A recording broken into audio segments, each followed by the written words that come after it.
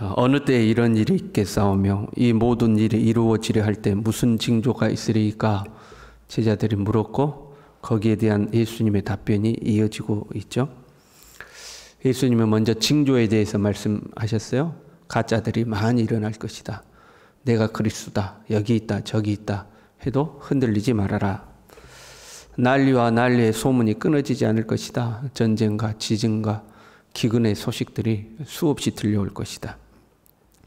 더 나아가서 예수님을 믿는 것 때문에 공적으로나 사적으로나 핍박을 받을 것이다.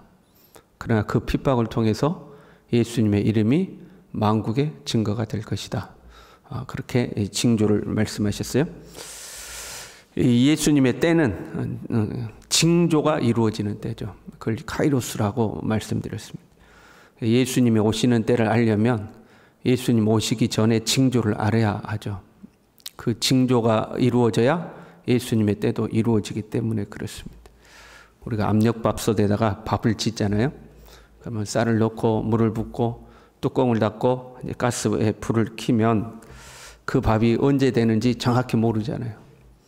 그런데 불을 켜고 있으면 칙칙칙칙 하고 소리가 난단 말이에요. 그러면 밥이 거의 다 익어가구나 하고 아는 거잖아요. 근데 칙칙칙칙칙칙 하고 놓으면 어떻게 해요? 이 불 꺼야 되겠네 이제 생각하는 거죠. 밥이 언제 되는가? 쌀의 양에 따라서, 물의 양에 따라서, 불의 세기에 따라서 각각 시간이 달라지죠. 그러니까 정확하게 언제 된다 이건 모르는 거예요. 그러나 칙칙칙칙 도는 소리를 듣고 밥이 다 돼 가는구나 하는 것을 아는 거죠. 징조를 보고 때를 아는 거죠. 32절에요. 그날과 그때는 아무도 모르나니 하늘에 있는 천사들도 아들도 모르고 아버지만 아시느니라. 그 날과 그 시는 크로노스의 시간은 아무도 모른다는 거예요. 오직 아버지만 아신다 하는 거죠. 이게 이제 문화적으로 보면 이렇습니다. 예수님은 우리의 신랑이시고 교회는 예수님의 신부잖아요. 그럼 이스라엘의 혼인 문화가 그렇습니다. 먼저 신랑이 신부 집에 가서 그 신부와 약혼을 합니다. 그리고 신랑이 자기 집으로 다시 돌아와요. 그래서 신부와 함께 살아갈 신혼집을 이제 준비하게 됩니다. 그래서 예수님께서 제자들을 떠나실 때에 내가 처소를 예비하러 가노니 그렇게 이야기한 거죠. 결혼 문화에 빗대어서 말씀하신 겁니다. 그래서 집이 다 준비가 되면 내가 집 준비 다 했으니까 신부 데리러 가야겠다 이게 되는 게 아니고 아버지가 야 그만하면 됐다. 신부 데리고 오너라 하고 아버지가 말해야지만 신랑이 가서 신부를 데리고 올 수가 있는 거예요. 내가 아무리 집을 내 생각에는 다 지은 것 같아도 아버지가 허락지 않으면 못 가는 거거든요. 그래서 그날과 그 시는 아버지만 하신다 그렇게 이야기한 거예요.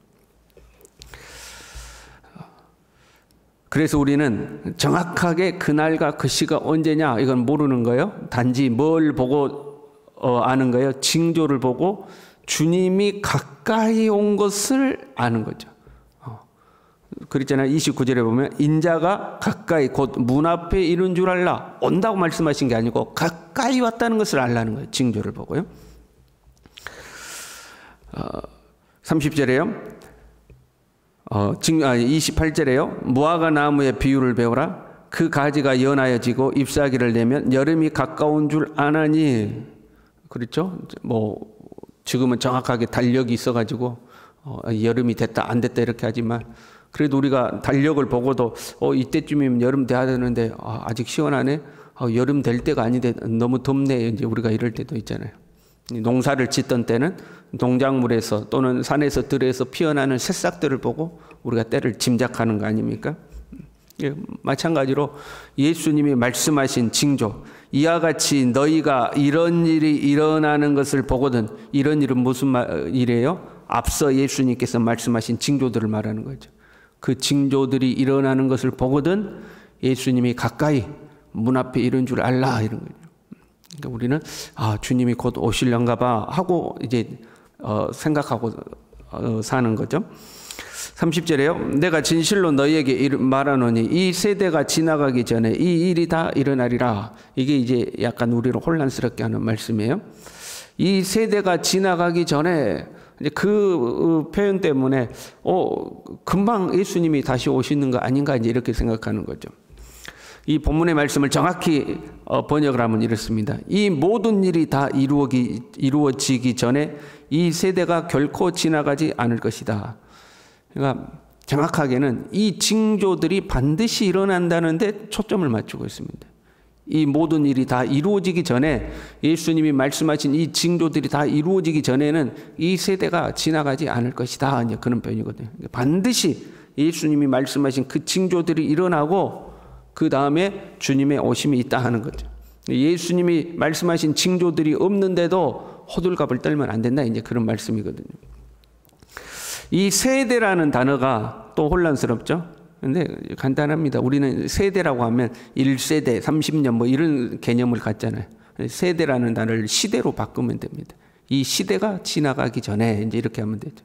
세대는 아무래도 정해진 시간적인 의미가 크고, 시대는 그냥 이 시대에 그러면 사실은 정해진 기간이 없게 되는 겁니다. 이 징조들이 이루어지기 전에는 이 시대가 결코 지나가지 않는다. 이 시대가 사라지지 않는다. 이제 그런 의미죠. 우리는 보통 때에 관심을 많이 기울입니다. 어느 때가 될 거냐? 언제가 될 거냐?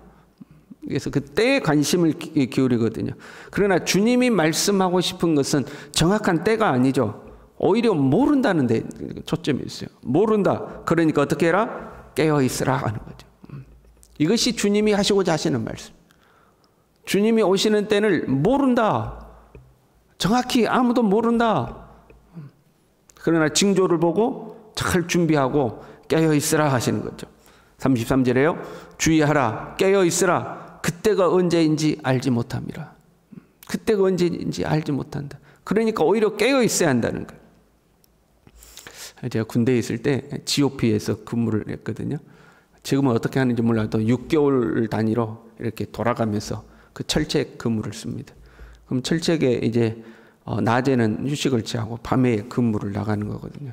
밤새 이제 철책을 지키는 거죠. 철책에 나가면 실탄을 다 지급받아서 나갑니다. 실탄을 지급받아가지고 밤에 움직이는 뭐 사람이라든가 물체가 있으면 암고를 대는 거예요. 손들어, 움직이지 마. 짜장 그러면서 저쪽에서 짬뽕 이제 이렇게 대답을 해야 돼요. 짜장 그랬는데 덴뿌라 그러면 이제 총으로 빵 쏘게 돼 있는 거거든요. 실탄이 실제로 주어져 있기 때문에 이제 순찰을 돈단 말이에요. 중대장이 순찰을 돌든 대대장이 돌든 어쩔 때 이제 연대장도 간혹 이제 순찰을 와요. 그런데 순찰을 오는데 불시에 와야 되겠어요? 연락하고 와야 되겠어요? 보통의 순찰은 불시에 와야 되잖아요. 그래야 잘하고 있는지 못하고 있는지 알 거 아니에요. 그런데 GOP는 연락을 주고 옵니다. 미리 대대장 순찰 간다, 연대장 순찰 간다. 왜? 혹시 잘못해서 총으로 쏴보면 안 되잖아요. 서로 소통이 안 돼가지고 나는 물었는데 상대방이 못 들었단 말이에요. 그래서 총으로 쏴버리면 안 되니까 미리 연락이 딱 옵니다. 연대장님이 순찰에 오십니다. 몇 시에 몇 초서 지나가실 겁니다. 하고 미리 연락이 와요. 그러면 이제 암고 묻고 대답도 하기 전에 총성 이제 격려를 하는 거죠. 그러니까요.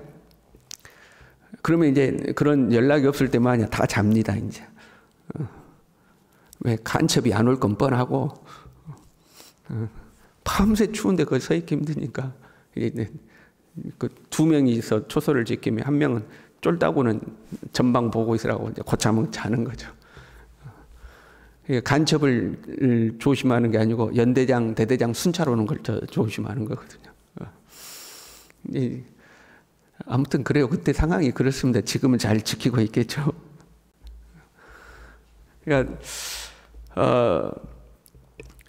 근데 만약에 연락이 없이 한다면 연락 없이 올 때가 있죠. 만약에 온다면. 그러면 깨어 있어야지만 잡을 거 아니에요. 딱 졸며 자면 잡을 수가 없을 거 아니에요. 그래서 깨어 있어야 한다는 거죠. 그때가 언제인지 모르니까, 언제 올지 모르니까 깨어 있으라 하는 거죠. 깨어 있어야 함을 말씀하시면서 예를 드셨어요. 타국으로 가면서 종들에게 고난을 주어 각각 사물을 맡기며 문지기에게 깨어 있으라 명함과 같다 이렇게 돼 있죠. 여러분 주인이 타국으로 가면서 종들에게 뭐라고 이야기하고 가요? 보통 종들에게 너는 이 일을 해, 이 일을 해, 일을 다 맡겨놓고 뭐라고 그래? 일 잘하고 있어 그러지 않겠어요? 나 올 때까지 일 잘하고 있어 그러겠죠? 문지기에게는 뭐라고 그랬어요? 나 올 때까지 집 잘 지키고 있어 그러지 않겠어요? 깨어 있다는 의미는 뭐예요? 잠 안 자고 있는 것이 아니라 맡겨주신 일을 잘 감당하는 것을 말해요. 지금 예수님이 이 본문에서 말씀하시는 깨어 있으라는 의미는 떠나면서 일을 맡기고 가시잖아요. 나 올 때까지 이 일 잘 하고 있어야 돼. 문지기에게는 나 올 때까지 집 잘 지키고 있어. 그러고 가는 거죠. 맡겨주신 일을 잘 감당하는 거, 이게 이제 깨어 있는 거. 사실 하나님 앞에서 성실하고 충성되게 사는 사람들은 예수님이 오늘 오시든 내일 오시든 상관이 없잖아요. 일찍 오시기를 우리는 사모하고는 있지만 그렇다고 오늘 오시든 내일 오시든 우리가 하나님 앞에 성실하게 살고 있으면, 충성되게 살고 있으면 당황할 게 없죠. 주님 기다리고 있으니까. 문제는 엉터리로 사는 사람들이죠. 주님이 더디 오실 것이라 생각하고 또는 주님이 안 오실 것이라고 생각하고 엉터리로 살다가 갑자기 오시면 이제 당황하는 거 아니에요. 두려워서 이제 주님을 피해 숨는 거죠. 그래서 충성되게 살면 그때가 어느 때가 되든지 새벽일지 아침일지 한낮일지 오늘일지 내일일지 사실 상관이 없는 거죠. 여러분 어떻게 살아가고 계십니까? 충성되게 살아가고 계십니까? 그래서 충성되게 산다는 것은, 성실함과 부지런함으로 산다는 것은 자신의 일에 충성하는 것이 아니라 주님의 일에 충성하는 것을 말해요. 자기 일에는 부지런하지만 주님의 일에는 부지런하지 않는 사람, 그건 충성된 게 아니죠. 악하고 게으른 거죠. 우리가 잘 아는 어리석은 부자 이야기요. 그의 소출이 많았어요. 그러니까 창고를 새로 크게 지어놓고 자기를 위해서 잔뜩 쌓아놓고, 야 이제는 됐다, 내 영혼아 여러 해 먹을 걸 쌓아두었으니 편히 이제 먹고 쉬고 누리자. 그날 밤에 주님께서 그 영혼을 데려가신다고 그랬죠. 어리석은 자여, 오늘 밤 네 영혼을 도로 취하리니 네 것이 되겠느냐. 그리고 그 말씀 끝에 이렇게 이야기했죠. 자기를 위하여 재물을 쌓아두고 하나님께 대하여 부요하지 못한 자가 이와 같다. 자기를 위해서는 열심히 살아요. 그러나 하나님을 위해서는 열심히 하지 않아요. 그럼 어리석은 자요, 게으른 자요, 악한 자가 되는 거죠. 갈수록 우리 신앙인들이 그렇게 변해가는 것 같지 않아요? 자신의 삶은 돌아보지만 주님의 일은 돌아보질 않는 거죠. 그래서 교회의 규모가 크든지 작든 봉사할 사람들이 없어진다고 그러죠. 봉사할 사람이 없다. 자기 일은 열심히 하는데 주님의 일은 돌아보지를 않는 거예요. 그런 것 같아요. 신앙생활이 뜨거웠던 시절이 있잖아요. 그러면 주를 위하여 내 목숨이라도 내놓겠습니다 하는 그 열정이 있던 시절이 있잖아요. 근데 열심히 했어요. 충성되게 했어요. 근데 시간이 지나요. 그러면 어느덧 그 열정이 식어지고, 속된 표현으로 마치 본전 생각나는 것처럼 이제는 주님의 일보다는 내 몫을 좀 챙겨야 되는 거 아닌가. 그래서 주님의 일은 나도 옛날에 다 해봤어. 나도 옛날에 그거 다 해봤어. 그러고 그 다음부터는 자기 일에 매진하는 거죠. 자신의 일에 매진하는 거죠. 그게 우리의 신앙의 연륜이 쌓이면서 그렇게 돼가는 것 같아요.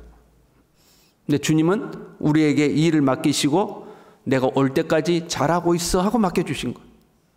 내가 올 때까지 주님의 교회를 맡겨놓으시고 집 잘 지키고 있어 그렇게 말씀하신 거잖아요. 특별히요, 문지기에게 깨어있으라 명한과 같아 이렇게 되어 있어요. 그 종들에게 권한을 주어 각각 사물을 맡기며, 종들에게 각각 사물을 맡기며, 그 다음에 문지기에게 깨어있으라 이렇게 되어 있죠. 종들에게 사물을 맡기며 일 잘하고 있어 그랬겠죠. 특별히 문지기에게는 깨어있으라 그렇게 이야기한 거예요. 문을 지켜야 하는 사람들이 있는 거예요. 내 가정에 세속이 스며들지 아니하고 신앙의 나태함이 침투하지 아니하고 거짓 선지자들이 발을 내딛지 못하도록 지키는 그 문지기 역할을 하는 사람들이 있어야 된대요. 여러분들이 그 문지기들이, 가정의 문지기들, 그 문지기들은 특별히 더 깨어 있어야 한다는 거예요. 교회도 마찬가지죠. 교회에 세속이 침투하거나 인본주의가 들어오거나 신앙의 나태함과 게으름이 들어오지 않도록 깨어서 지키는 문지기 역할을 하는 사람들이 있어야 된다는 거예요. 그것도 여러분들인 것 같아요. 새벽에 깨어서 하나님 앞에 기도하고 주의 몸된 교회를 위해서 기도하고 그러잖아요. 목회자를 비롯한 교회 중직자들과 그 가슴이 뜨거운 자들이 그 문지기 역할을 하는 거죠. 이런 사명을 가진 사람들은 특별히 깨어 있어야 돼. 주님이 깨어 있어야 돼. 너는 특별히 깨어 있어야 돼. 말씀하시는 거죠. 끊임없이 네 자신을 돌아보고 너의 공동체, 그게 가족이든 그게 교회든 너의 공동체를 끊임없이 돌아봐서 게으르지 않고 나태하지 않도록, 신앙이 연약해지지 않도록, 세속에 물들지 않도록, 거짓에 속지 않도록 끊임없이 깨어서 잘 지켜야 돼. 내가 올 때까지 잘 지키고 있어 하고 주님이 우리에게 사명을 주신 거죠. 오늘도 주님은 우리에게 말씀하실 거예요. 일 잘하고 있어. 내가 너에게 맡겨놓은 일 잘하고 있어야 돼. 내가 올 때까지 집 잘 지키고 있어. 주님이 우리에게 말씀하시겠죠. 주님이 맡겨주신 일들을 잘 지키고 깨어있는 그런 하루가 될 수 있기를 간절히 바랍니다. 기도하겠습니다. 하나님 아버지, 오늘일지 내일일지 그날은 아무도 모른다. 그러니 깨어있으라 말씀하신 하나님 아버지, 갑자기 주님이 오실 때 당황하지 아니하도록 주님이 우리에게 맡겨주신 일에 충성되게 깨어있는 사람들, 주님이 맡겨주신 주님의 교회를, 주님의 가정을 깨어서 잘 지키는 사람들, 주님 우리 그렇게 살아갈 수 있도록 우리 모두를 붙들어 주시옵소서. 예수님의 이름으로 기도 올리옵나이다. 아멘.